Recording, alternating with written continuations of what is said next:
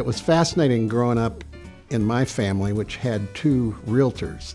They were the fourth generation in our family, and I happen to be the fifth. And there was no MLS, none whatsoever. There were no listing agreements. People went and found their listing agreements and tried to make them conform with whatever at that time were the rules and regulations. At one time, this board had 3 MLSs. Apparently, the large brokers started an MLS, whoever the large brokers were at that time.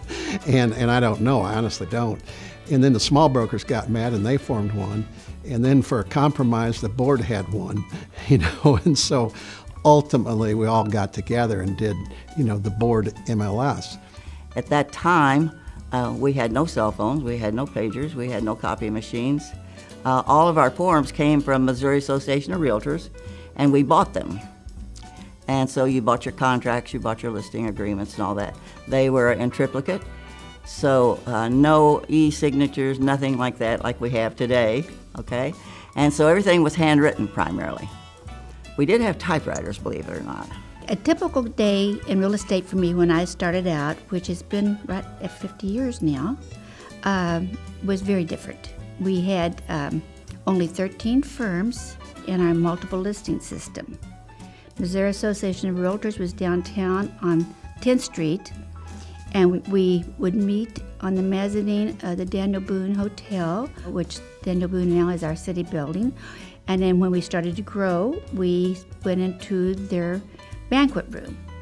We toured our houses on a bus, and that was really quite nice because you got to know everybody. We had tours. We had MLS tours. We all met in a central place, each week. And we all go there and we'd hear about the new listings and all that. And then we'd get in cars. Before my time, they got in buses, but we got in cars and we ran around to look at houses. So I'm with some guys in our office. It's the first time I'd ever been on tour. And we'd been to 3 or 4 different houses, and we're coming down this street, and the people look at the listing and says, "This listing's overpriced. There's no way that this listing is going to sell. It's just flat overpriced." Well, I don't know if it's overpriced or not. I haven't been around the business, that. We pulled up across the street, and bingo, coming down the driveway is Al Brady, who's got a contract in his hand signed by his buyer for the price, okay, and says, "Too late, guys, it's already sold." I learned a huge lesson that day. Realtors don't decide what the prices are, the consumers decide what the prices are. I got my license June 6th, 3 o'clock, 1985. It was a very unique time in our world. I was too naive to know that 18% interest rates were bad. It was an interesting time. You had to know your math or you wouldn't be able to sell any real estate. When I started in the real estate business, a typical day would have been actually to show up at the office. We were expected to be present. We couldn't work from home as convenient as it is today. We did other things a little different. We actually held escrow money ourselves. When we wrote contracts, we prepared the closing statements ourselves. We wrote the checks for those transactions, and everything was pretty much done in-house. We were each one pretty much a self-standing company, Well, when I first started in the Board of Realtors, the internet was not available. We had a computer system over at the board office that was hooked by telephone modem to the offices, most of the offices, and there was a machine called a whisper writer where you would do your search in the book or look at hot sheet on the whisper writer. Then you'd put in the MLS numbers you wanted to print out, and it printed out on thermal paper. If you bought the paper in a large roll, you would tear it off. And if you kept it in the car more than a day or two, it was too faded to read. Typical day when I began in 1983 was just like any listing and selling agent of today, except for We searched for real estate out of books. We didn't have, of course, the internet. And at the same time, my broker then, Ray Stockton, started having me do more of a brokerage role. So he was my mentor into what I actually do now. I don't think I had a mentor as such. At that time, my broker was Mary Jane Mendenhall, and Mary Jane was a direct command person. She told you what to do and expected you to do it, and if you did that, it probably worked. And so I think there was a direct influence by someone kind of helping you by telling you, here's what you need to do, and then if you didn't do it right, they'd help you out. So, but we had an assistance, a broker assistance set up. I was one of the 7 women that opened House of Brokers in 1981, and it was really tough at that time. We operated on a shoestring in the basement of a savings and loan at Parquet Plaza, and we had our computers. We all used that one, the 7 women. And we had one lady in our firm, Harriet Paget, which we all adored. We all got a little frustrated with it, but we had to watch her very closely so she wouldn't pick it up and slam it to the floor because she'd get so frustrated with it. In the old days, back when we still rode the horse and buggies, when an offer was written, you would drive it to the listing agent, and you and the listing agent would go to the seller, and the agent working with the buyer would explain the buyers and their offer to the seller, and then leave the room while the seller and the seller's agents would discuss the offer. So you actually knew people. You knew your buyer, you met the seller, you met the other agent, and you worked together in person instead of just by email, which I really miss that interaction. I don't know of another job or a career I could have had that would have been so rewarding and so satisfying and has allowed me to honor my commitments to my family and to my faith. So I'm thrilled to be part of it.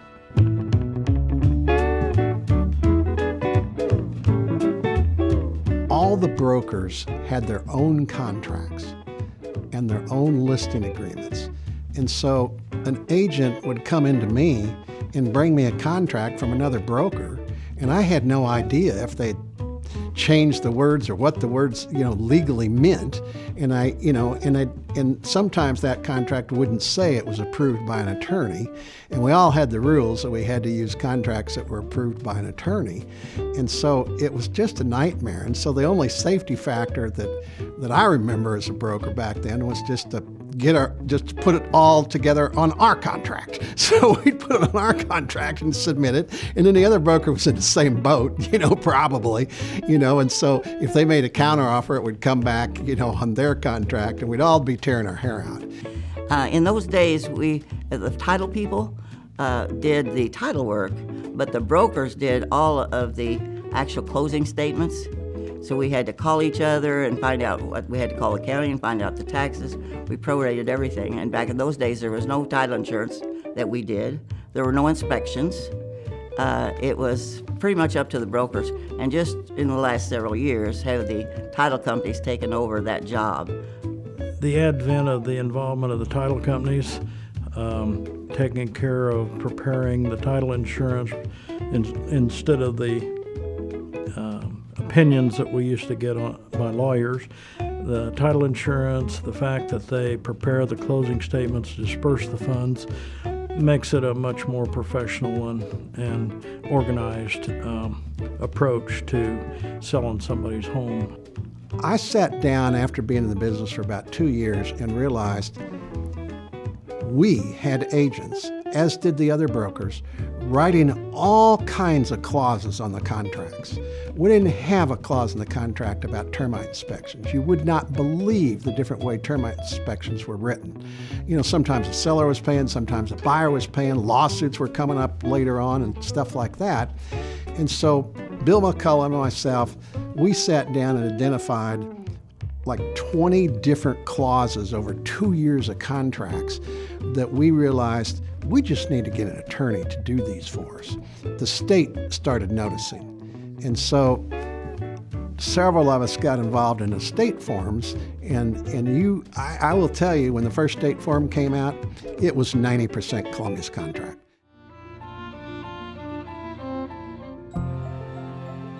A typical Wednesday morning for anybody that was doing anything in the business was meeting at the board office for our weekly MLS meetings, 9 o'clock every Wednesday morning. And if you didn't go, you didn't know what was happening.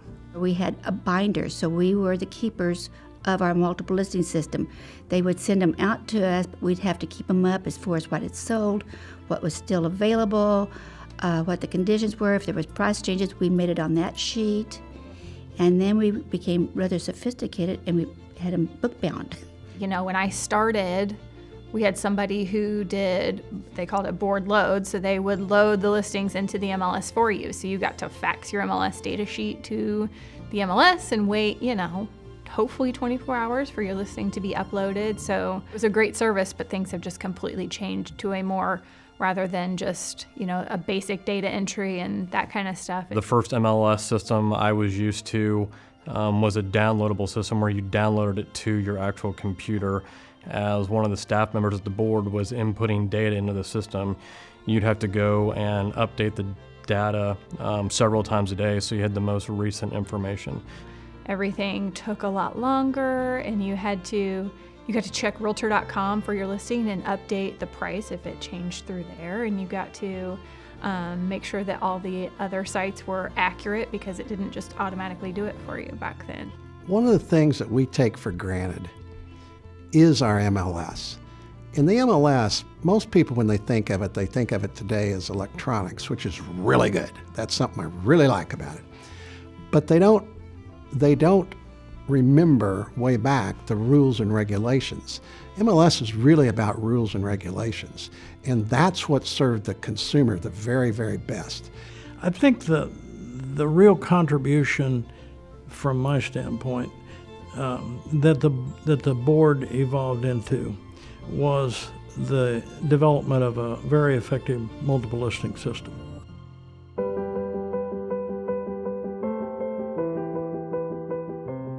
So when I first joined the board, you know, it was 1996.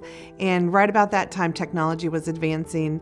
I started as an assistant to my dad in the office, but I was learning all the title work, how to process folders, and all the intricacies of really being a real estate agent. So it was very exciting because the market was good, agents were happy, and it was a good time to start and to start a career. Well, I think the board has changed a lot since I started in the 80s, but our particular board, it's able to give more services and provide the services to the agents of our area, and now to, you know, expanding to other areas.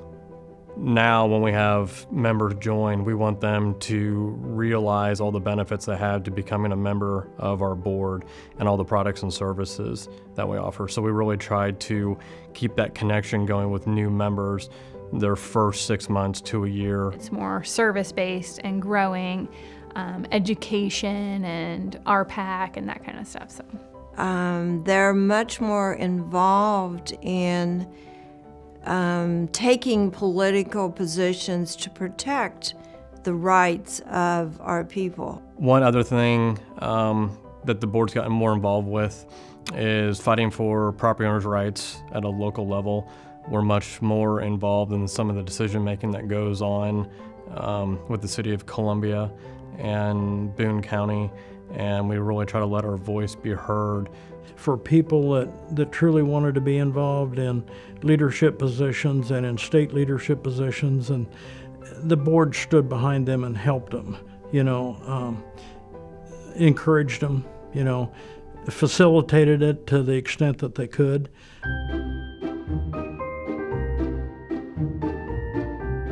Yeah, don't count the chickens before they hatch. I can say that also about don't count your closings before they're closed. Bill McCollum and I once had a transaction several years ago that we were at the closing. The lender was going over the loan documents, and all of a sudden, when he got to the APR disclosure, the wife got up and said to her husband, "I really don't like you this much." and she walked out of the room, and that didn't close. So don't count your closings till they're actually closed. The key boxes we had, you had a little Coke machine key, and you'd put it in the key box and turn the lock and open it. If we had freezing rain or cold weather, sometimes the boxes would freeze, and you would have to take a cigarette lighter and warm your key to get it into the lock sometimes. Sometimes you'd have to take a cigarette lighter and melt the ice off the key box. And sometimes you just turn around and leave. One of my first volunteer opportunities I was given by Paul Lant, who was president in 1998. And at the time, we still had mechanical lock boxes. I think there are still people in this board who probably have injuries from rekeying lock boxes. And for the agents who are new, they won't understand that because they probably always have experienced electronic lock boxes. But I ended up being the 5th chair in 7 years to try to convert our board to electronic lock boxes. And one of the members said, at the time I was 27, and again, technology is just coming out, the internet's coming out, and he said, if the technology is older than Elizabeth, it's worth a look to see if we would consider changing. I had a client one time looking at new home, really, really old homes, and she just started her search, and we were looking at an old home downtown after dark, and finding light switches and so forth were difficult, but we got to the basement, and it was complete and utter darkness, and we're feeling the walls for light switches, and then we get down to the basement finally, and we're circling the ceilings to try to find pull chains, and just as I hit the light switch, she bumps into hip waders, which she thought was a dead man hanging in the basement, jumped frantically on top of me on her way to the stairs. And we were in and out of there in a hurry. When I asked her in the car if she was interested, facetiously, she said, "You couldn't give me that house." Back in the 70s, I went out to show this old farmhouse, and there were a lot of mattresses around on the floor, and I looked out the windows and I thought, what is that green field out there? I was raised on a farm, but it didn't look like soybeans or anything to me. And I hadn't done drugs, but it smelled really sweet in that house, a little different smell. And we got a contract on it, but it burned down. I don't know how.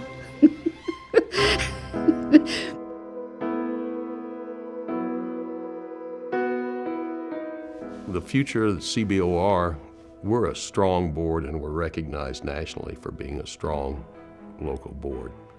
Well, I think it's probably going to grow just because some of the changes with the National Association regulations and everything. And I hope that the CBOR will be the hub for Mid-Missouri.